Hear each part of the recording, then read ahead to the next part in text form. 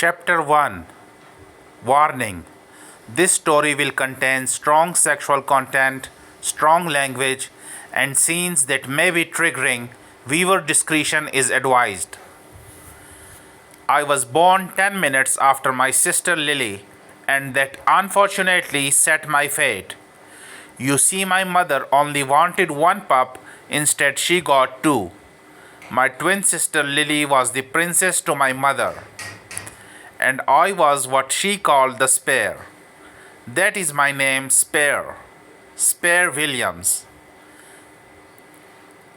My sister had sunny golden hair, golden tan skin, bright green eyes, and a body to die for. I, on the other hand, had dark brown hair, dark brown eyes, pale skin, and a body not so much to die for. My father said that he got a daughter like his mother and one like his mother in law. I took after his mother. I never knew my grandparents on my father's side, as they both died before we were born. My mother's parents, on the other hand, I wish I did not know. They were mean, cruel, and judgmental. My father, Eric, is the younger brother of our current alpha, Michael. He has always gone on business trips, checking on allies and the various businesses that the pack owns. My mom was on several committees and everything had to be perfect. Well, that is except for me. No matter what I did or how well I did it, it was never enough. As I got older, I started to care less and less about my mother's perfection.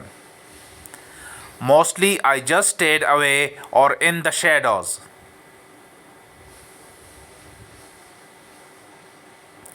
I wasn't allowed to eat with the family. When I was younger, I would wait for them to go to bed so I could steal food from the kitchen. Now, with my job, I can just buy the things I need. My bedroom was in the attic.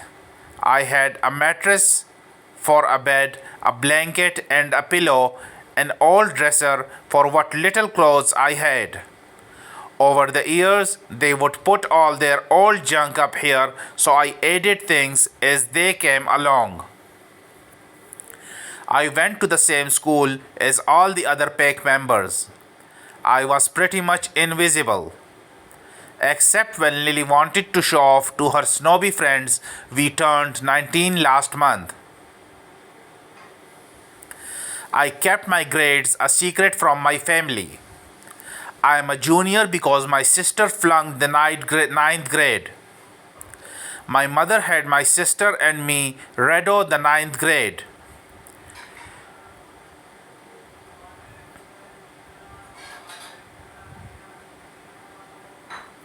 She told everyone that I was the one who was too stupid to pass, and Lily, the saint she was, had stayed back with me for support.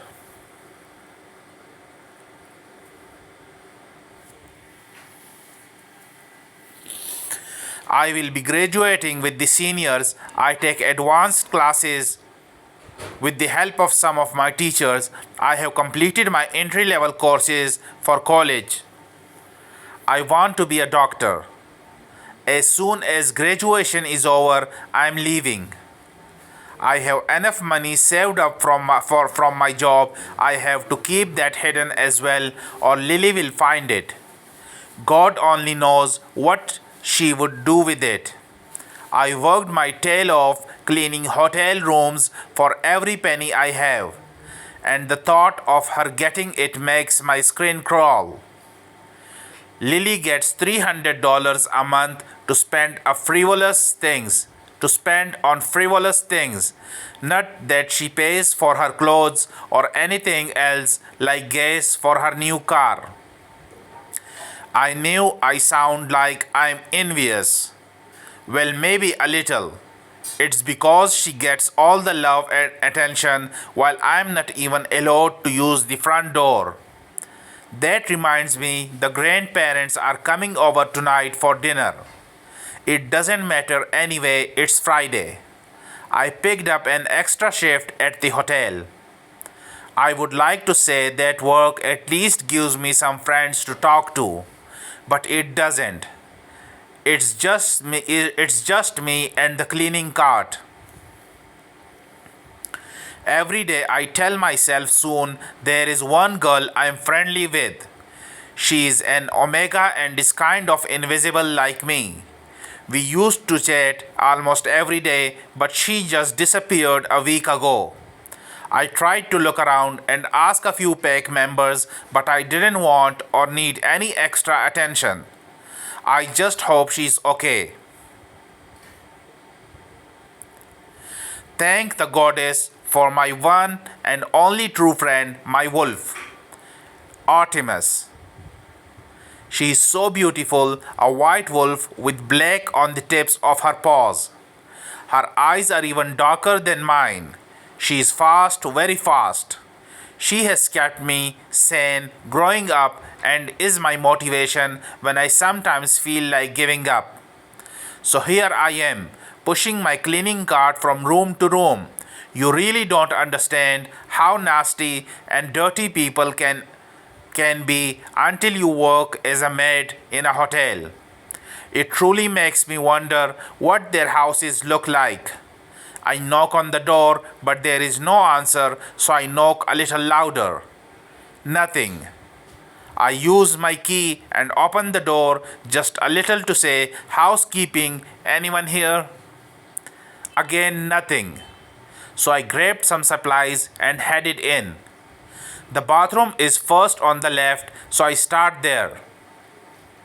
I turn on the light, expecting the usual carnage. I am surprised when it is neat. I clean everything and restock the extras. I then turn on the light for the main room and I gasp. There on the floor is a naked man. I think he is unconscious. I sigh. I sigh. It's just what I need, another drunk. I grab a towel off the cart and cover his unmentionables. Then I reach down and shake his shoulder, and that is when I see the blood running down his face. Oh God, he's hurt. I shake him gently one more time, and he moans.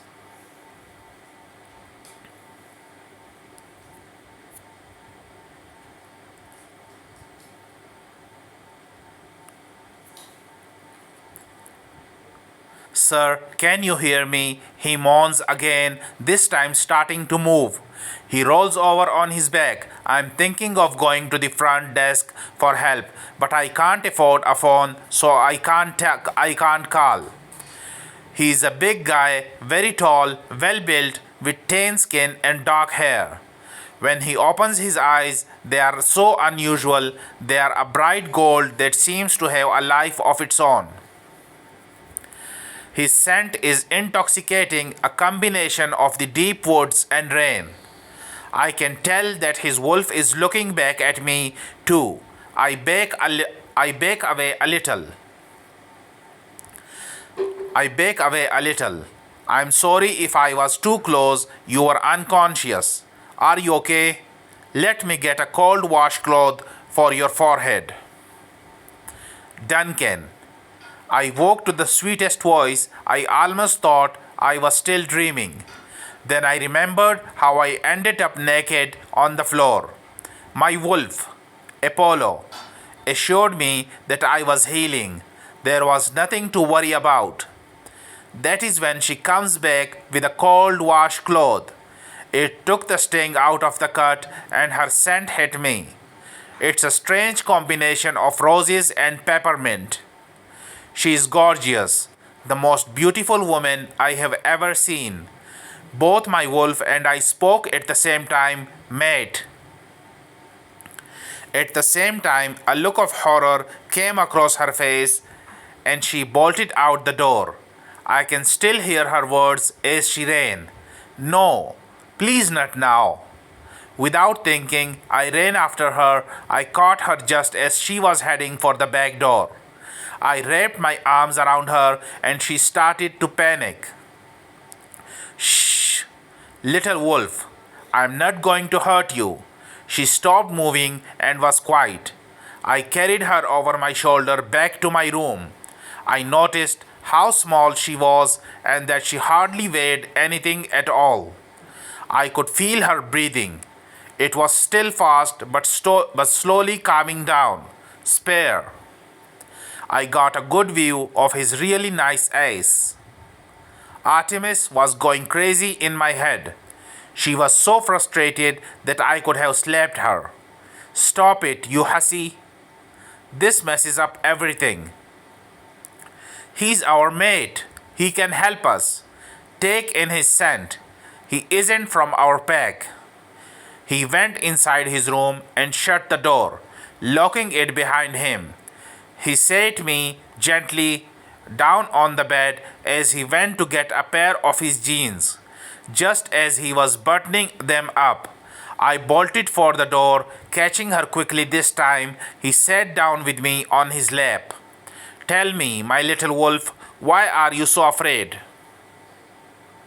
Please, I whimpered. You have to let me go. I can't stay here in this pack anymore. You will ruin all my plans. Calm down, little wolf, and smell me again. Third person perspective. Spare looked at him for a little bit and then sniffed his scent again. It was the same as before, but there was something else. Oh my god, you are not from this pack.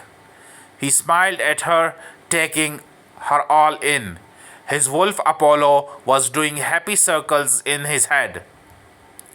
A very smug Artemis was saying, I told you so, over and over in her head. What is your name, my little wolf? My name. With a chuckle, he asked her again, Yes, my little wolf, your name. Hanging her head in shame, she whispered, My name is Spare. His mind couldn't get around it. What kind of name was Spare? As in a spare tire, that kind of spare. Yes, as in that spare. It's clear it embarrassed her, so he decided to drop it for now. My name is Duncan McKenney of the Stormcrow Moon Pack. Spare didn't know a lot about the Storm Crow Moon Pack, only that it is a mysterious and secretive pack that the Wolf King hires to hunt down criminals and rogues. My full name is Spare Williams of the Rising Moon Pack. His eyes went from golden to an almost copper color when she said her name. His voice gave off a little growl when he asked Williams, as in Michael and Eric Williams. Yes, my father is Eric. I met Eric's daughter, Lily. There was no mention of another daughter. Lily is my twin sister. There was no mention of me because I am the Spare. I don't exist to them unless they want to vent some anger or need an ego boost. It broke his heart to see her shrug it off as if it was normal. There were so many questions and so little time to get the answers. She isn't going to like what he has to tell her next.